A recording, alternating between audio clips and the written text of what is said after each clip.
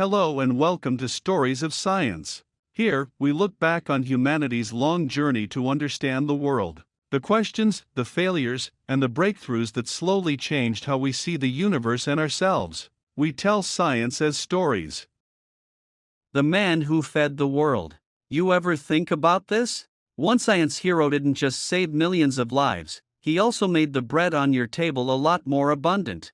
You might not know his name, but his impact is everywhere. Norman Borlaug. The man behind what's called the Green Revolution quietly reshaped global agriculture and helped prevent massive famine, especially in developing countries. In a way, he turned agricultural theory into real-world survival. And he didn't come from privilege at all. Born on March 25, 1914, in Cresco, a small town in Iowa, USA, far from any big city, the kind of place most people would never even notice on a map. His family ran a modest farm. Nothing fancy, nothing stable in the modern sense, but there was something powerful in that environment. As the saying goes, you reap what you sow. His father, Howard Borlaug, was a farmer. His mother, Catherine, was deeply supportive of education, and young Norman grew up surrounded by endless cornfields, working, observing, learning. Every plant, every patch of soil had a story, especially the lessons of the land his father kept repeating. As a kid, he didn't always appreciate farm work. Waking up early, feeding animals, harvesting crops, it felt endless. But his father would often say something simple, almost casual. These jobs, they're preparing you for the future of farming.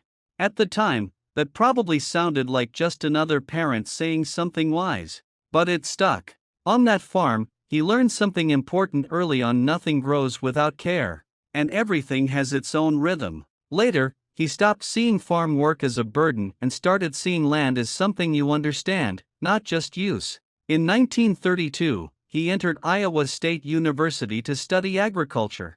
There, he didn't just learn traditional farming, he got exposed to modern agricultural science.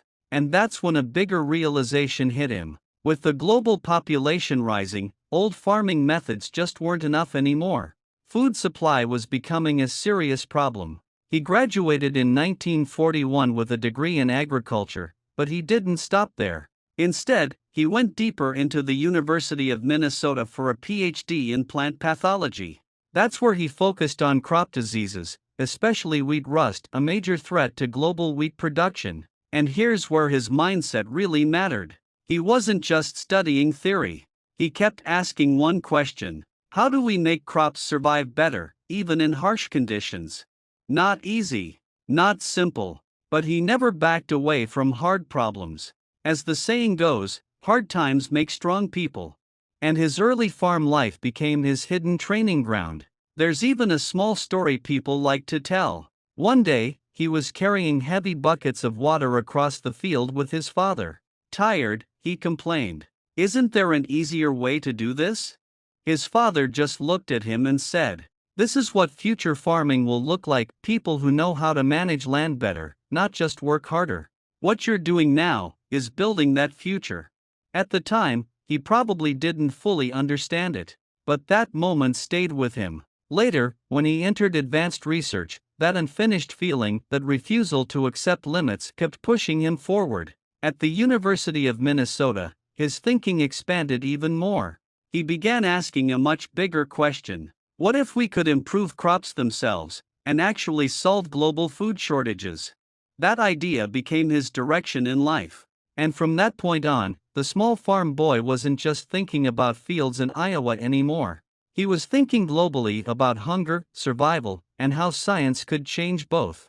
Born on March 25, 1914, in Cresco, Iowa, a small farming town in the United States. Nothing flashy, nothing urban. Just endless fields and hard work. His parents ran a modest farm. Money was tight, life was simple. But education mattered deeply in that household. Especially his mother, Catherine. She believed one thing strongly: knowledge can change destiny. So even while farm work filled his days, young Norman never let go of learning. As the saying goes, knowledge is power. Growing up, he worked the land with his father, feeding animals, harvesting crops, planting seeds. Like any kid, he didn't always enjoy it. It felt repetitive. exhausting, even. But his father often told him something that sounded simple at the time. Son, all this work, it's training you for the future of farming. Back then, he probably didn't fully understand it. But those words stayed. And quietly, they shaped his entire life. In 1932, he entered Iowa State University to study agriculture. There, he didn't just learn traditional farming, he was introduced to modern agricultural science. And that's when something clicked. The world was changing fast. Populations were growing. And traditional farming methods? They were starting to fall behind. Food production wasn't keeping up anymore. That problem stuck with him. After graduation, he didn't slow down. In 1936, he went on to the University of Minnesota to pursue a PhD in plant pathology. There, he focused on crop diseases, especially wheat rust, one of the most destructive threats to global wheat production. Because if wheat fails, entire food systems suffer. His goal became very clear: how do we make crops stronger against disease? He wasn't interested in theory alone. He wanted real-world impact. In 1944, instead of staying in academia, he joined the U.S. Department of Agriculture. Now his work shifted fully into applied research, protecting wheat and other grains from disease. And people started to notice. But something bigger was happening in the world. After World War II, many developing countries were facing severe food shortages. Population growth was accelerating, but agricultural technology lagged behind. As the saying goes, you can't solve global problems with local thinking. Borlaug realized that early. By the late 1940s, he began working on international agricultural programs, especially with organizations like the Food and Agriculture Organization of the UN. He worked with countries in Latin America and Asia, helping improve farming methods and food production capacity. Through this, one conclusion became unavoidable. Fixing global hunger required more than small improvements. It needed a systematic revolution in agriculture. Better crops, stronger resistance, higher yields, smarter farming systems. Around this time, his work began expanding beyond the US, especially into Latin America. And eventually, he was invited to join one of the most important agricultural research institutions in the world, the International Maize and Wheat Improvement Center, known as SUMMIT. From a small farm in Iowa, to a global mission. And that's where the real transformation began. In 1944, Norman Borlaug had just earned his PhD from the University of Minnesota and joined the U.S. Department of Agriculture. At that point, he already had solid academic achievements in plant science. But his vision wasn't limited to the United States. He was looking at a much bigger problem. Countries like Mexico were facing serious agricultural crises: low wheat yields, widespread crop diseases, and not enough food to meet demand. And as the saying goes, a problem shared is a problem halved. Borlaug decided this was his problem too. In 1945, he was invited to join an international agricultural project linked to what would become SUMMIT, and he went to Mexico. This wasn't a routine assignment.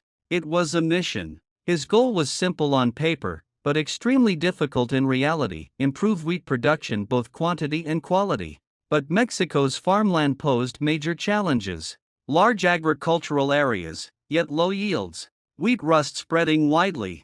And traditional farming methods still dominant. Most farmers relied on old techniques, passed down through generations. Modern science hadn't really reached the fields yet. Borlaug quickly realized something important. You don't just change crops, you also have to change mindsets. So when he started working, he didn't only focus on plant disease like wheat rust. He also began testing different wheat varieties on a large scale. Many of them failed. The climate was harsh, the soil unpredictable. But he didn't stop. As the saying goes, if at first you don't succeed, try again. Through years of trial and error, something finally worked in the early 1950s. He developed wheat varieties that were resistant to disease and could survive drought conditions. That was the turning point. For the first time, Mexico saw a real shift in agricultural productivity. But Borlaug didn't rely on luck. He used selective breeding, combining modern genetics with field experience to develop stronger crops, higher yields, better resistance. more stability. And the results didn't stay in Mexico for long. Other countries started paying attention. Still, Borlaug understood something many scientists overlook. A good seed is useless if farmers don't know how to use it. So he pushed something unusual for a scientist at the time: farmer education. He didn't just stay in labs. He went into the fields. He trained farmers directly, showing them how to plant, how to manage water, how to fight crop diseases. Field schools, workshops, hands-on learning. Because as the saying goes, tell me and I forget. Teach me and I remember. Involve me and I learn. Farmers slowly began to change their approach. And with that, productivity started rising. By 1956, the results were undeniable. New wheat varieties spread across Mexico. Yields increased dramatically. A country that once relied heavily on imports began producing enough food and even exporting grain. That was a major shift. But the impact didn't stop there. Borlaug's work became the foundation of what the world would later call the Green Revolution. His wheat varieties spread to countries like India and Pakistan, where food shortages were severe. And in a relatively short time, these countries also began seeing major improvements in food production. From crisis to stability. From dependence to self-sufficiency. By the early 1960s, Borlaug was already working with developing countries to expand access to improved wheat varieties, helping them strengthen their own agricultural systems. And slowly, one pattern became clear. This wasn't just about farming. It was about survival, stability, and global cooperation. The Green Revolution changed something fundamental. It made the world far less afraid of hunger. And because of that, Norman Borlaug received one of the highest honors on earth, the Nobel Peace Prize. But this wasn't just a personal award. It was recognition of a global shift in food security. Over decades of research and fieldwork, Borlaug improved crop yields, disease resistance, and drought tolerance, helping secure food for millions of people. As the saying goes, food on the table is peace in practice. In 1969, he was officially awarded the Nobel Peace Prize. Behind that moment was decades of persistence, trial, error, and constant adjustment. He wasn't a politician. He wasn't a diplomat. But his impact reached exactly where it mattered most: human survival. Especially in developing countries, where hunger was a daily reality. The award reflected something bigger than science. It reflected human welfare. The Green Revolution didn't happen overnight. It started in Mexico, then spread to India, Pakistan, and many other developing regions. And slowly, a pattern emerged. Countries once struggling with food shortages began to stabilize and, in some cases, even export grain. Millions of lives were affected. As the saying goes, small seeds can grow into big changes. So why did the Nobel Committee choose him? Because the Peace Prize isn't only for ending wars or signing treaties. It's also for actions that reduce suffering at its root. And Borlaug did exactly that, by fighting hunger with science. In the 1960s, many developing nations faced severe food shortages. Populations were rising fast, but agricultural systems couldn't keep up. In places like India and Pakistan, yields were too low, and imports were costly and unreliable. Borlaug's response was practical: develop better crops. He created wheat and rice varieties that were disease-resistant, drought-tolerant, and high-yield. These weren't just improvements, they were game changers. They allowed countries not only to feed themselves, but in some cases, to become exporters of food. That shift reduced dependence on foreign aid and strengthened local economies. And most importantly, it saved lives on a massive scale. The Nobel Committee saw this clearly. His work didn't just improve agriculture, it addressed one of humanity's most basic needs: food. After receiving the Nobel Prize, his influence expanded even further. Wheat and rice varieties spread across India, Pakistan, the Philippines, and beyond. Yields increased. Food systems stabilized. Rural incomes improved. As the saying goes, a rising tide lifts all boats. But Borlaug's impact wasn't only technical. It also shaped global policy and international cooperation. His work helped inspire institutions and became a foundation for modern agricultural reform in many developing countries. In many ways, his ideas became a blueprint for how science can serve society. Despite global recognition, Borlaug stayed humble. When he learned about his nomination, he didn't celebrate loudly or seek attention. Instead, he stayed grounded. At the ceremony, he famously said that the real heroes were the farmers working in the fields every day. And he meant it. He often saw himself not as the star of the story, but as a tool, something that helps others solve problems. He even joked that if the prize were for agriculture itself, it should go to the crop varieties working tirelessly in experimental fields. Behind the humor was a clear belief. Progress is never the work of one person alone. It's shared between science, nature, and the people who work the land.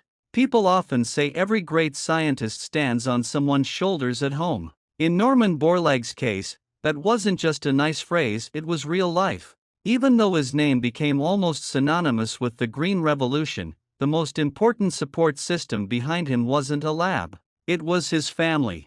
He married his wife, Helda, in 1940. And honestly, she wasn't just his wife in the background.